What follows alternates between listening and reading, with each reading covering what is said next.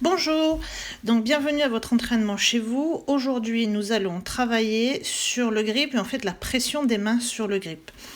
Donc nous allons commencer l'exercice comme vous voyez par mettre juste la main droite sur le club, main gauche dans le dos et juste faire des petites chips au départ.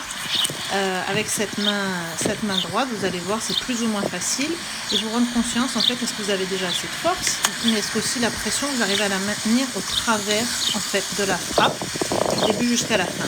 Si vous remarquez que c'est pas tout le temps constant, essayez justement de travailler sur arriver à obtenir cette constance au niveau de la main droite. Si vous êtes droitier, vous allez voir, c'est quelque chose qui devrait s'effectuer de manière assez naturelle.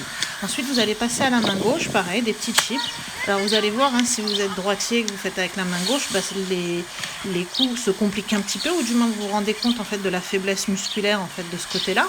Et du coup, c'est l'opportunité pour muscler un petit peu plus cette main gauche, ou votre main, je dirais, la plus faible. Plus vous allez agrandir le swing, bien sûr, plus ça va être compliqué d'exécuter le swing. Donc du coup, plus vous allez travailler là-dessus.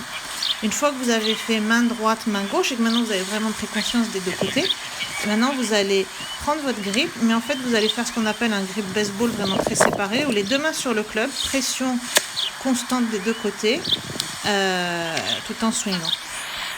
Ça va être quelque chose, si vous voulez, qui va vous permettre d'un côté de récupérer un petit peu de contrôle au niveau du mouvement du club, tout en ayant un peu plus de conscience au niveau de la pression des mains sur le club, parce qu'elles sont séparées en fait. Le fait que les mains ne se touchent pas, ça va vous forcer à prendre conscience en fait de la différence entre les deux. Le but, c'est pas que la pression de chaque main soit identique l'une à l'autre, mais que la pression des mains soit constante du début jusqu'à la fin de la frappe. C'est-à-dire que si vous avez une main droite où il y a une pression assez faible, est-ce que vous arrivez à maintenir cette pression pendant toute la frappe, et vice-versa avec la main gauche, ou une pression forte. Après, vous pouvez toujours essayer de varier les pressions pour justement vous rendre compte quelle est celle qui vous paraît être la plus adaptée.